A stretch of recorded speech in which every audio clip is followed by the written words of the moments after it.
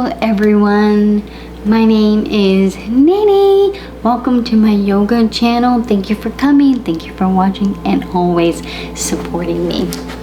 So in today's video, I will be talking about the philosophy of yoga, or yoga philosophy, okay? And I'm going to be pulling some of the philosophy from this book called the Yoga Sutras of Patanjali. Okay, I hope I pronounced that one correctly. Alright, so before I get started, I want to share with you that I have a ready-made for you an ASL yoga course ready to be provided for you guys all. Good for beginners, intermediate, and advanced. For the advanced, it's just all good reminders. Yeah, it's in ASL and spoken English, all inclusive for the deaf and the hearing, all combined. So if you guys are interested, it'll be linked down below, or you can check out my website at www.naenaeyoga.com, also linked down below. Let me know what you think. Alright, so now we will be talking about philosophy.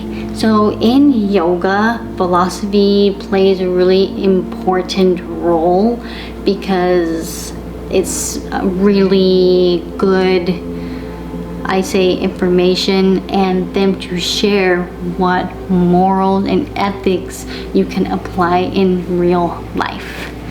So with this, so yoga, so we're going to be talking about yoga in the East, not so much yoga in the West, because yoga in the West is more focused on physical, and that is not yoga. I'm just going to say that now. So the physical is small, 1%.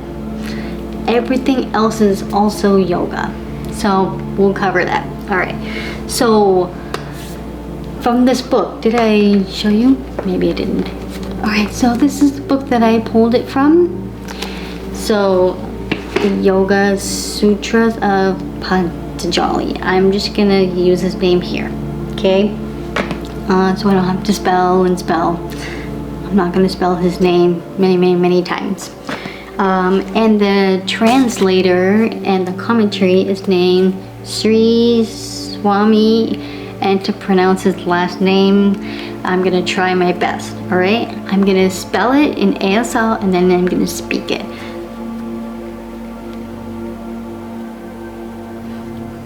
All right, it is Satchidananda. I don't know. At least I tried to pronounce it. So thank you for all your patience and compassion and understanding. Because I don't always pronounce things correctly. So, alright, so let's get into the Yoga Sutras. Alright, what sutras? What does that mean? Well, it means thread. So we thread the words together. Alright, threading. So sutras is words being threaded together. Alright, so in this book there are about over 200 sutras that covers the whole book. Alright, so in that book it actually covers 4 padas.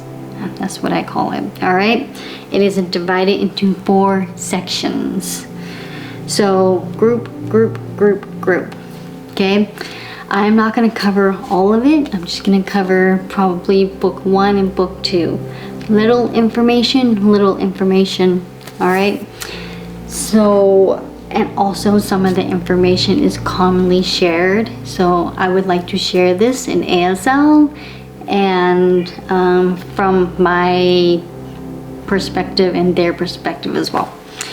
All right, so the 2 sections or little sections that's divided is portion of contemplation. Okay, that's part 1, and then the next one is portion of practice. All right, so, and then there's the other ones.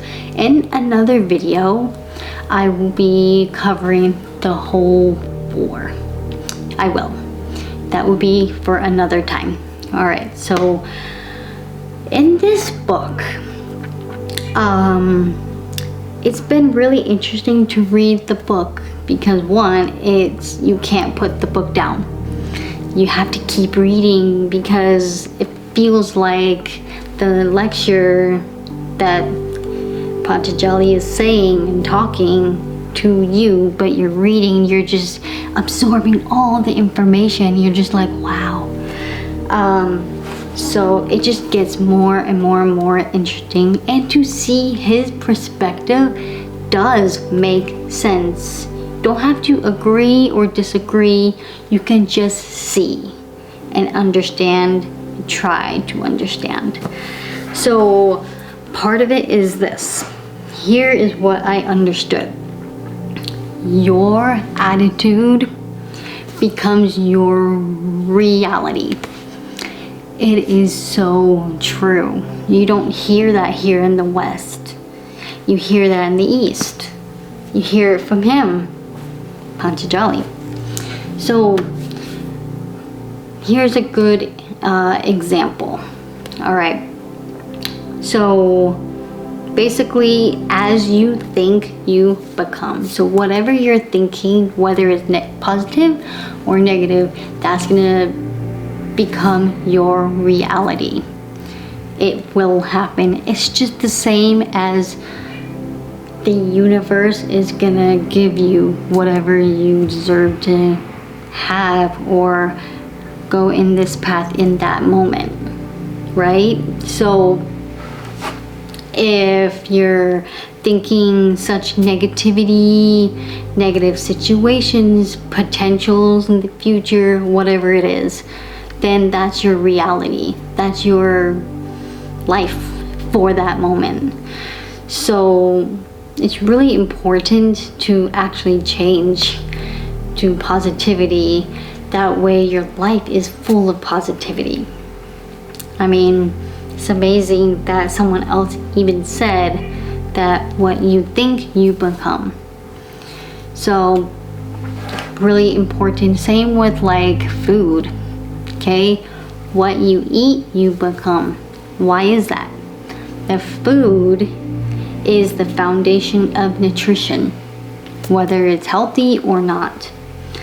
If it's healthy, your body is gonna flourish because it is obtaining all the nutrients that it needs. Now, if you're eating something that's unhealthy, then your body doesn't need that unhealthiness type of food, and it doesn't serve your body any good. Therefore, the negativity and the low frequency may happen. So, and it causes you to behave a certain way. All right.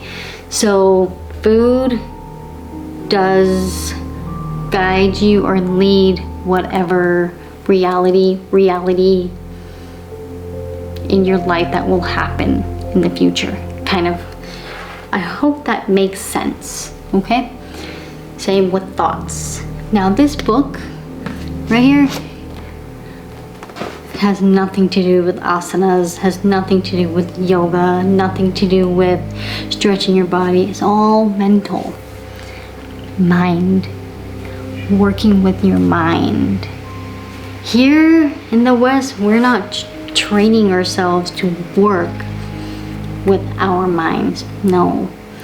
So this book is a fantastic reminder to really learn how to work with our minds to get to where we want to be in life. So as you think, you become. Mental right there. So very, very, very important.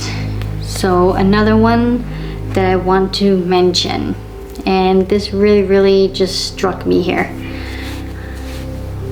Identity. So we think of ourselves with an ID, Why?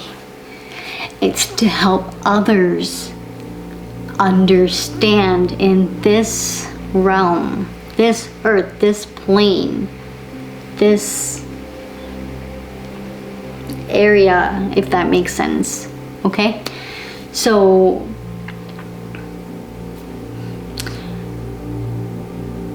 let's practice. Let's do this. All right. So my full name is Shanae. Shanae, that's my sign name, Shanae. Again, identity. Shanae. All right. The name was given to me by my mother. Right? Normal. Totally fine, right? Okay. I'm short. I am very short. If those of you that know me personally, I am short. Okay? That's my height. I'm describing if I'm tall or short. Okay? That's literally what another person would see. I am Caucasian. Okay? I'm describing the color of my skin. Alright? I am a yoga instructor. So I am describing my career, my job, my passion. Okay? I'm describing it. I'm identifying it. Right? Well, I want to just take it away. Okay? I want to get rid of all that identity right now. I'm not Shanae. I'm removing it. I'm removing that I'm short. Okay? I'm removing that I'm Caucasian. Remove it. Just imagine that we're removing all of the identities. I want to remove that I'm a yoga instructor. Remove all the identities about myself. Okay? Take that all away. It's gone. Now, can you identify me? No. So what am I? What? Just, I am. Okay? I am. Now, your turn. Who are you? Okay? Identify yourself. Who are you? What's your name? Are you tall, short? How tall are you? What's the background of you? What's your career? Name them. I want you to identify all of those things. And then I want you to imagine removing all of them. Now, what are you? Just you. You are. Just pure you. We are all energy. Literally. It's a fantastic point that Patanjali was saying.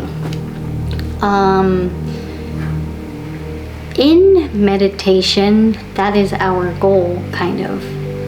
Well, in my perspective, it's pretty impossible because none of us are trained, including myself, to think nothing. And that is always what I'm trying to do. But what helps during meditation is to think something positive and focus on that one thing. And that tends to help. But it would be nice to just take away everything and just a light. We're imagining just light and that's it. But so the point is that we are just energy of positive, and I'm sure there's negative. That's it. We are made there are atoms and neurons and all of this that create us as humans, even animals and all these other things. Everything you see on this land is energy. That's it. Everything is created. Okay? So it's really important to know that we are here on this land, we are here on this realm, we have to identify, but to really know the true yourself, you have to eliminate all the things that were given to you, because all the things, so everything that was given to me, I keep it and identify. But we are not that. We are just literally just a living little energy floating around. So imagine this, the world right now. Okay? What's going on in this world? Identify that. What if everyone just got rid of all the conflicts? Got rid of all this negativity that's going on out there. Any negativity you can think of that's out there, get rid of it. Doesn't happen. And then get rid of all the identifications of a person. What are we? Energy.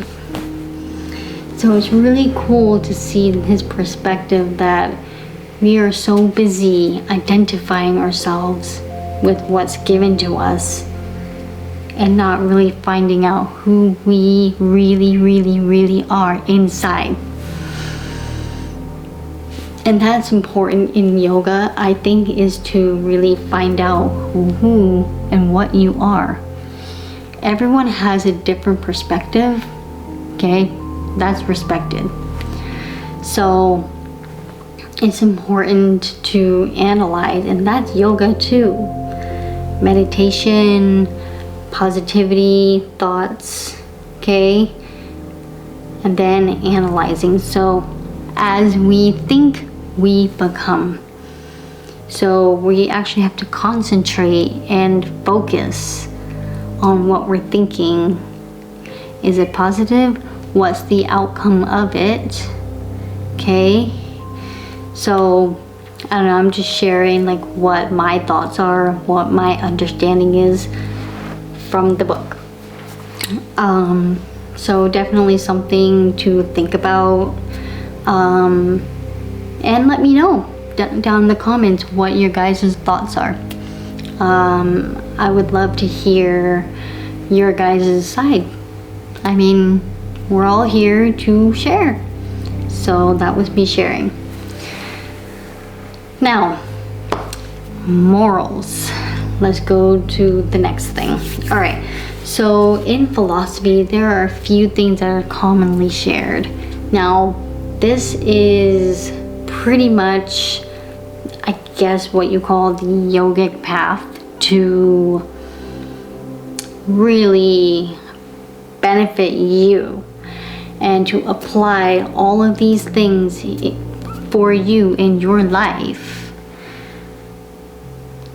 to be successful, to have this peace, positivity mindset, and no difficulties or pain or whatever. It requires a lot of understanding, application, really diving into it and analyzing yourself too. All of this will also help benefit your meditation practices as well. So in yoga, it is often talked about the 8 limbs of yoga. It's actually the same as Ashtanga yoga. Same. So, alright, so, and these are the principles that serve a meaningful life for you to apply for your own life. Okay, not someone else's, you. Alright, so we're gonna go through. So there are the 8 limbs. So let's go through the list. So the Yama, so that is a moral. Okay, Niyama, that is healthy living. Okay, asana, postures. Okay, pranayama, breath control. Pratyahara, so withdrawal of the senses. So control that, controlling. Okay. How do you say it?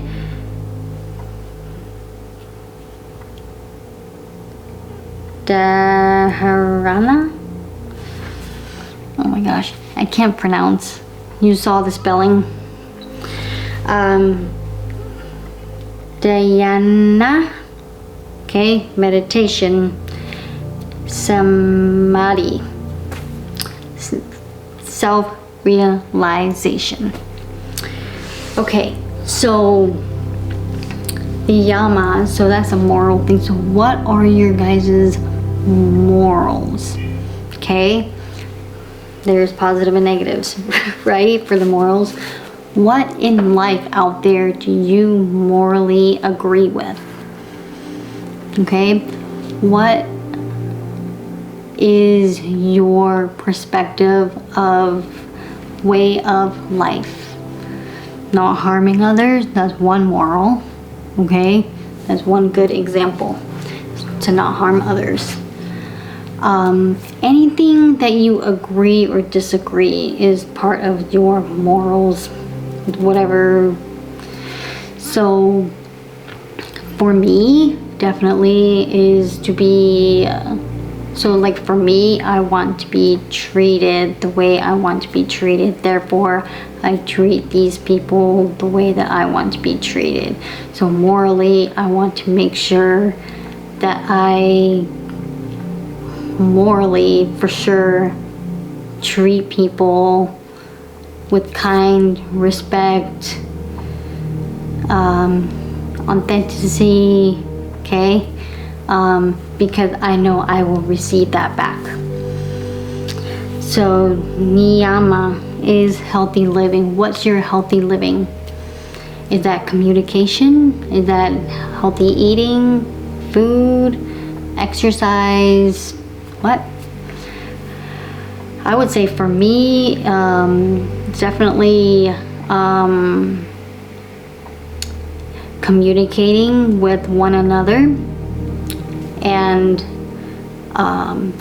nutrition, because I know that with nutrition will give me the path that I want to take. Why do I say that? Well, nutrition is very important to me. So if I eat a certain food, I know that I'm gonna feel okay or really good, because the energy will be lifted off as positive. So that's me. That's me, healthy living, communicating with others, trying to have that authenticity. You guys know me too well now, I can't even pronounce. So when I communicate with it, and this is the hardest part for me, I'm gonna admit that right now. And that's like the beauty of not living this perfect life, because no one is gonna be perfect. Even Patanjali even said that somewhere in the book, that no one is perfect. No one is perfect. Even, what's his name? Gandhi wasn't living a perfect perfect life. Okay, but he is still honored because of his way of life, basically. So next one, asana. So practicing stretching your body, knowing where the pain is happening while you're practicing yoga. Okay, asana. And that's literally 1% of the entire yoga. I'm just gonna put that out there right now. I say that because here in the West is all focused on physicality when it's really not. So asana is postures. So learning the postures, even reading the book called Light on Yoga from BKS. Okay, I will link that down below for you guys to see what it looks like. Okay, so for me, I try my best to practice yoga. Now when I practice yoga, I mean stretch my body, because it's really important to keep moving, be mobile. And I don't want difficulties with, like, for example, I'm prone to getting sciatica. Yep, it's because I sit.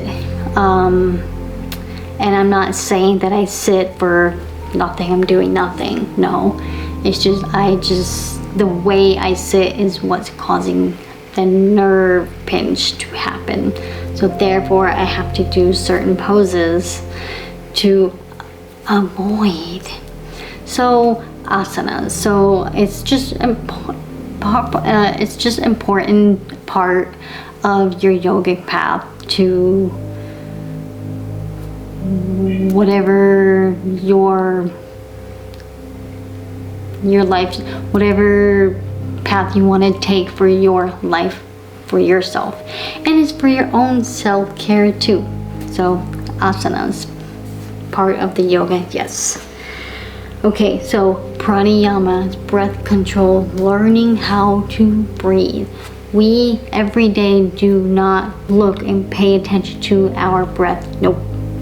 I'm gonna say that for me, that I definitely don't. I've been more conscious, more aware, but not 100% actually sitting and analyzing, noticing my breath.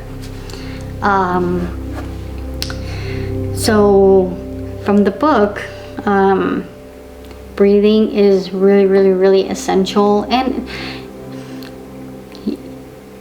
in life too. So we are pretty much not getting that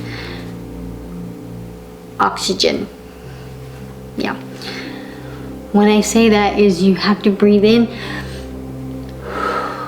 What are we doing every day? And we're literally just so distracted. We're not focusing on ourselves, we're focusing on others. Okay, I know that's probably here at the West, but probably worldwide. So it depends on your lifestyle, but it is so true. We tend to kind of neglect ourselves and just kind of help others, when sometimes it's best to pause that, help ourselves, and then we can help others. It's kind of a good way of self-care, is to take care of yourself so you can help others, right? So very important to really figure out your pranayama. Super important, and it's part of the yogic path too. Not only yoga, but in real life too. We tend to be a lot healthier in a way if we notice and analyze our breath, because we're more calm. We are constantly in fight and flight mode. That's survival mode. We don't need to be in survival mode. We don't. Also, that brings me to my next one is connection with yourself. You're actually disconnected when you don't recognize your breath. That's my perspective. So let me know what you guys think about that in the comments below. All right, so the next one is the sense of withdrawal. All right, so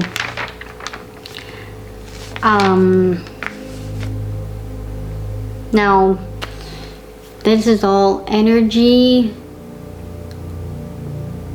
preservance. Now so since we're all energy, we take the positives and we take the negatives pretty much, okay? It's all how we react to them, okay? Now with this, so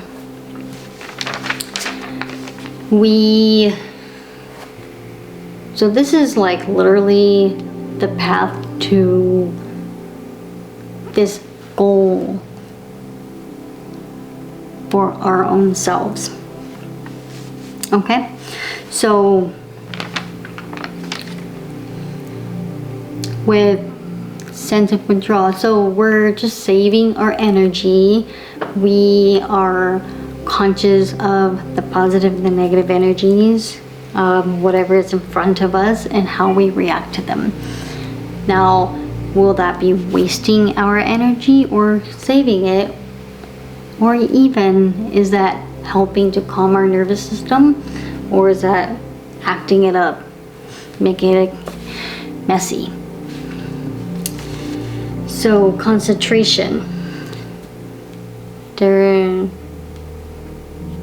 Dharana. Okay, concentration. Alright, so we concentrate on what? So, it's important to focus on, say like meditation. It's really, really important to focus on what you want to have that goal in. Every day in life, what's our goal? It's all scattered. We're focusing on this, we're focusing on this, we're focusing on this. No, we need to remove all of that focus and bring it to us. What do we want? Like I said before, we have to take care of ourselves to take care of others. And what brings me to the next one, is not the last one, is dhyana. Okay, meditation, what I was just saying. Finding your own quiet and peace meditative spot to be able to handle life. Handling life is very hard already, since birth to adulthood. Yes, because there are many, many challenges all throughout the stages, or the stages of life. So when from birth you are thrown to this light of this world here, from being in this dark little womb. So that's bam. And then as challenges and challenges and challenges go up and up and up and up, we forget to not sit with ourselves and be quiet and think, analyze, think positive. What's our goal? Okay. And meditation too is super important because life is hectic. It's very hard to handle when not taught in your upbringing correctly. My perspective here. Now samadhi.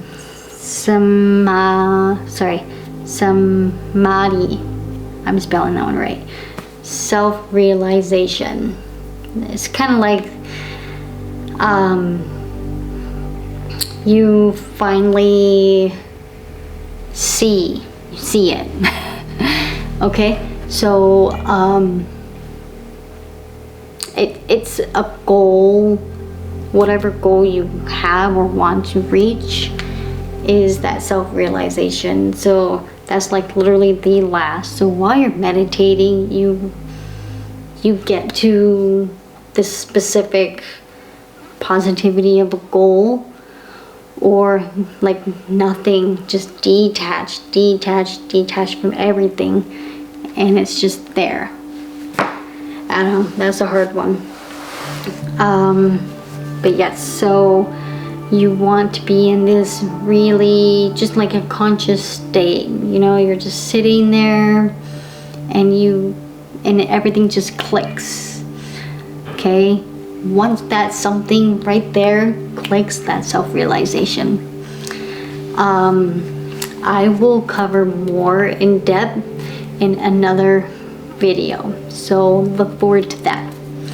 So let's go to the next one. So we're gonna go with the 5 Yamas. Okay, so the 5 Yamas is ahimsa. Okay, non-violence. All right, this means not harming another person or another animal or another thing out there. It is a respectful and understandable moral thing to do, is to intentionally not harm, hurt, injure another person. So non-violence, you want to practice non-violence for your own self and for others as well. So when you practice non-violence, then your life is running smoothly and nothing will come back to you again. The 5 Yamas. So we're gonna kind of go through the 5 Yamas right now. So let's go through the list. Ahimsa, okay, non-violence. So to me, non-violence is not harming one another. So just like you want to respect them as you would like for them to respect you. My biggest thing is non-violence, so not harming one another, not hurting their feelings, like intentionally, not physically fighting or anything like that. I want to spread the love and light the best I can. So non-violence is super crucial, and it practices kindness to one another as well. Satya, did I say that? Say that right? So truthfulness, yes. So I'm gonna say this very clearly, that when a person out there or something like that, when they're not truthful, it doesn't last. The truth always comes up, like it'll always find its way up. So like I say, truth will always maintain. So it's important to hold that truthfulness, authenticity, okay? Apologies for my pronunciation. You get what I mean. So authenticity and truthfulness is the way to go. I say that because it makes your life easier. It makes you feel better, good, and also you don't have to forget. So when somebody lies about something, okay, that's probably not following the 5 Yamas, right? So when someone lies, it's tend to be forgotten because it's not true.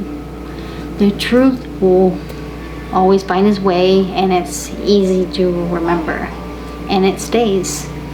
So very important to hold that truthfulness. Asteya, okay, non-stealing, another super important and reasonable part of the yamas that you can apply in life. Non-stealing. Okay, now there's a lot of topics on the stealing part, but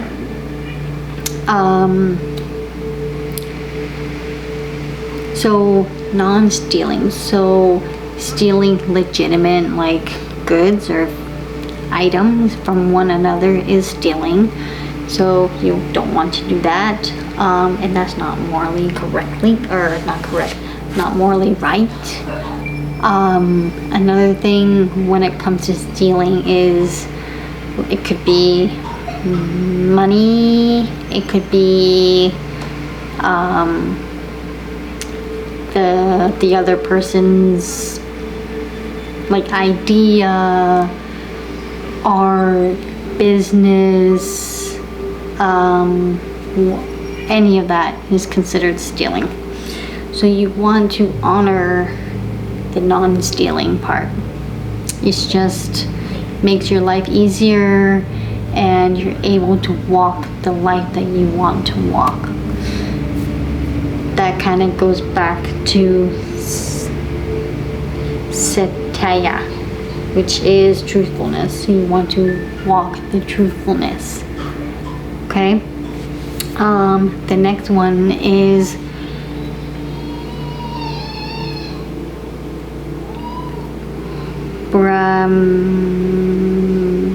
I can't spell it right.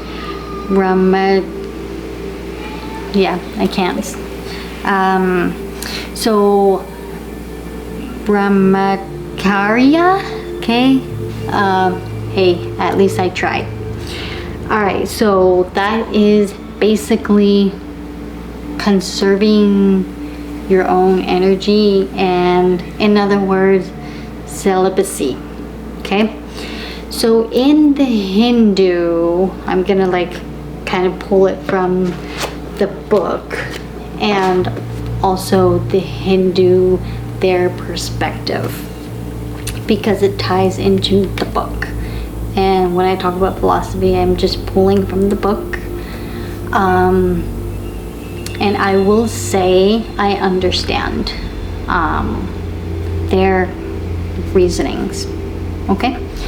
So conserving your energy. Yes. So this life force energy is what we were grown up to not know about. Okay? So we are the life force energy, LFE. Cool, I just made that up. No, I did not. Okay, so it's really important remember, this is their perspective, the Hindu, or is even found in the text somewhere, where they say that it is best for the person to conserve the energy until they find themselves in a way, but also and it helps them to concentrate on life first. Education, okay, go to school first, learn, focus on that, all of that. And then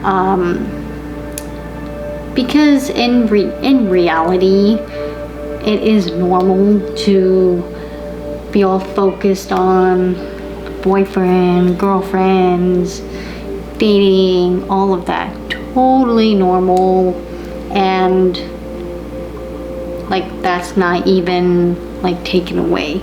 It's there, it's valid, okay, all of that.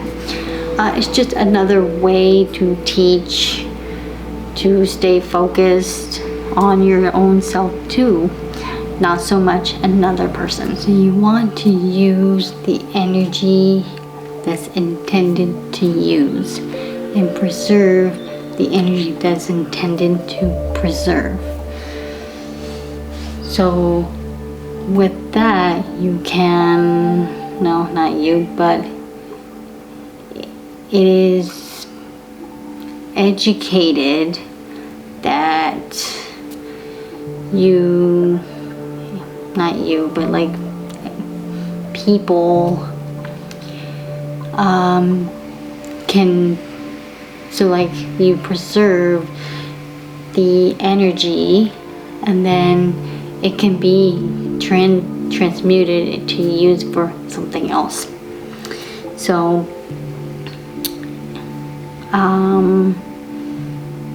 and one day I will go more into that topic, but for now we're gonna go to the next one as non-greed. Aparaha? I don't know if I'm saying it right. I heard it and now I forgot.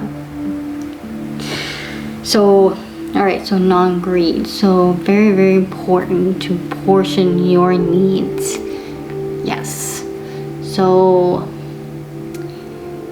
unfortunately, I see a lot of greed. Big time. So, let's give you an example, okay? We grow plants, okay, in your garden. Okay, you have a big bed and you're growing plants. When you pick or harvest your veggies, leaves, lettuce, all of that, like the veggies, fruits, whatever. Okay. Do you harvest all of them? Or do you take what you need? Because if you harvest, I mean, I'm sure you can harvest all of them and put it in the fridge, but for more sustainability, freshness, all of that, then yeah, it's just more fresher. But the point is, you take what you need for your own individual self. Same within life. You basically just take what you need. No need to have this green, no need to have all of this item to yourself. You don't need, like, for example, this is an interesting one, but a buffet. When you go to a buffet restaurant, you can pour as much as you want to eat. But the point is, you pour what you need to satisfy your hunger. You're hungry, your body needs fuel, needs food to keep going. It doesn't need you to overdo it, do too much. So that's one. So yeah, greed, you want to refrain from that. And that's a really good perspective to have too, because when there is no greed, then you can give. Even if you have abundance of something, there's room potentially to give. Just makes your karmic path easier, life easier, you feel better, you basically, it's just like the walk of all the morals to make yourself truthful, authentic, just your normal self, and there's no issues as well. So yeah, so those are the 5 Yamas. Now we're gonna go to the 5 Niyamas. What are they? Self-purification. Okay, that is watching your thoughts, watching your behavior, both. So I'm not to say that we're all perfect, because none of us are, and I'm sure a lot of us don't intend to be perfect, because life is life. People are people. We are trying, we try. We make efforts. So, but it's important to at least try to watch, pay attention to what you think, how you're thinking, what you're thinking, because those thoughts are powerful. Those thoughts, positive, negative, whatever, will create the reality in front of you. So it's important to watch what you think and watch what you do. Thinking and action. So definitely something to think about. So self-purification. I don't know. Purification. Okay. All right. Contentment. All right. So we want to find the joy and the happiness within ourselves and out.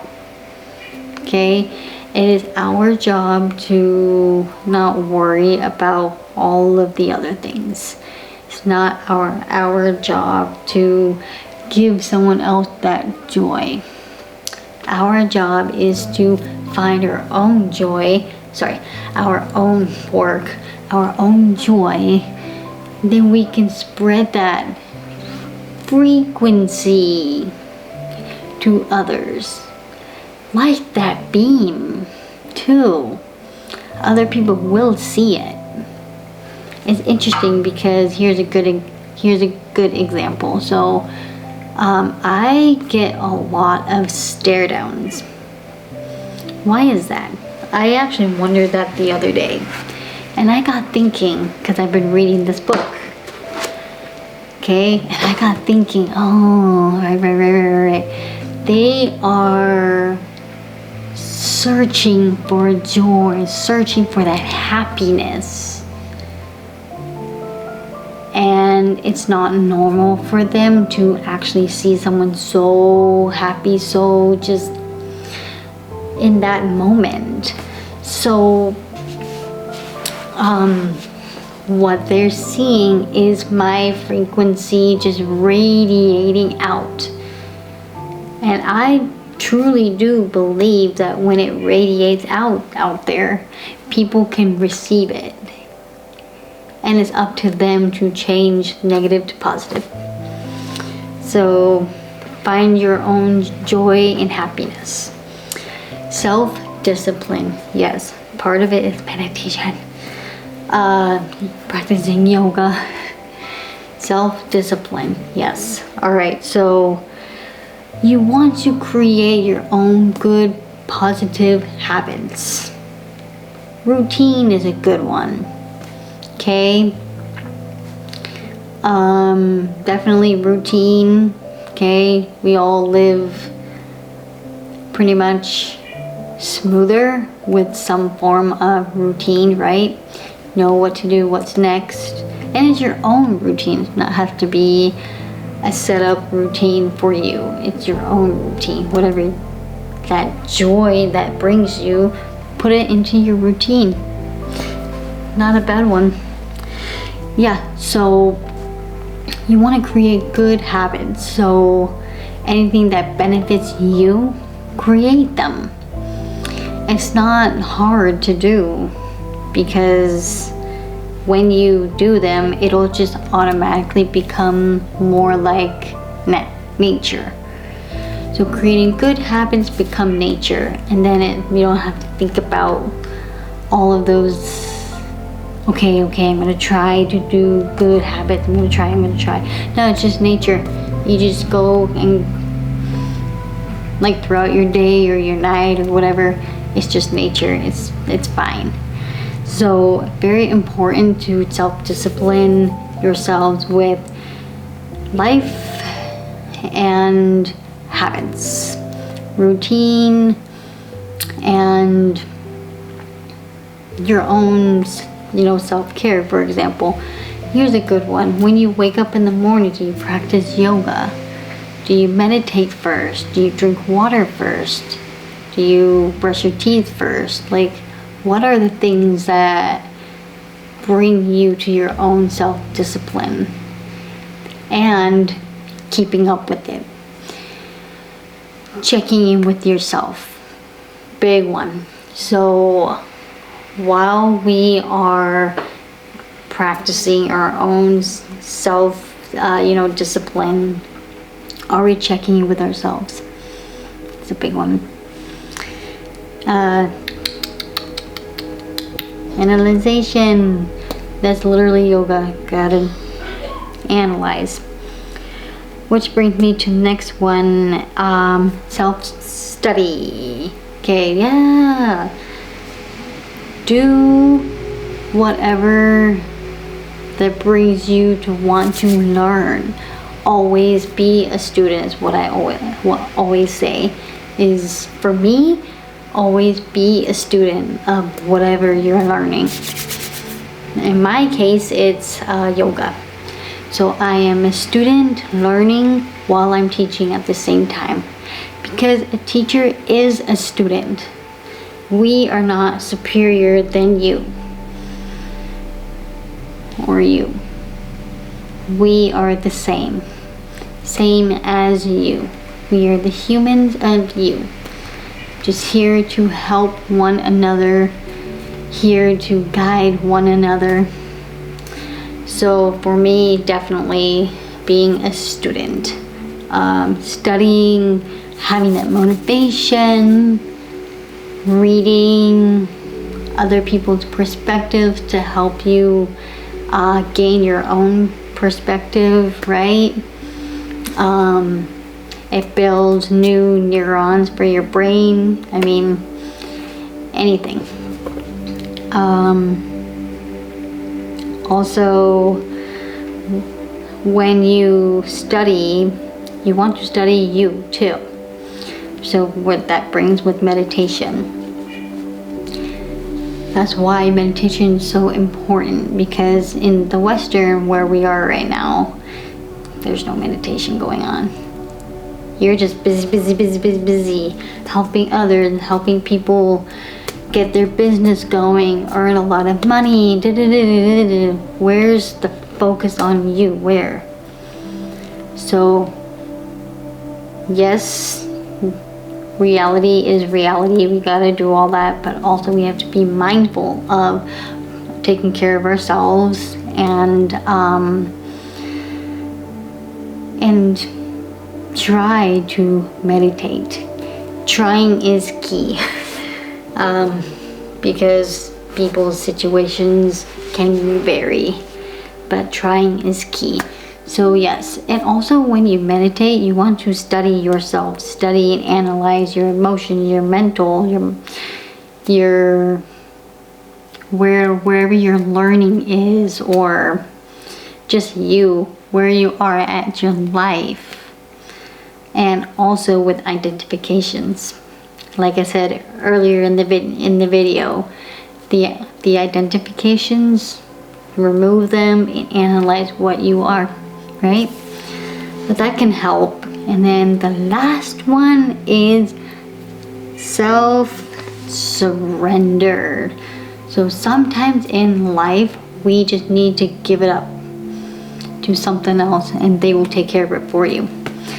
Whether that's God to you, whether that's the universe, whether that's something higher than you can even imagine. Something over there, okay? When life gets too hard, when life is very difficult and you can't handle this, or something is out of your control, it is very hard to manage, and sometimes it's easier just to leave it up. And then once you do, then you can focus on yourself and keep going. All of this will get taken care of. Just listen. So that's kind of like what can keep us sane. Is when something is out of our control, we just have to give it up. Let something else of the energy take care of it for you when you allow it. So those are the 5 niyamas of yoga. So those are the little pullouts that I got from the book of the Yoga Sutras of Patanjali. Okay, this. It is very interesting. I like it. It's one of my favorite philosophy books to read. Can't get enough of it. Like, I've read this book maybe 3 times total. Okay, considering how busy I am, I still try to find the time to read. So, good book. It's a good book to discuss philosophy. It's a good book to see the Eastern perspective. And also too, it's not just the philosophy, it's something more. That's exactly what Patanjali said. I can even pull it up right now for you.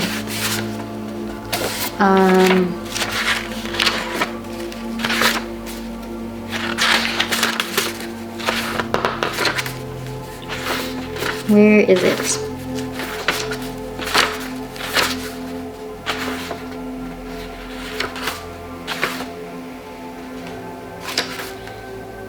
Well, I cannot find that right now. But I will say that,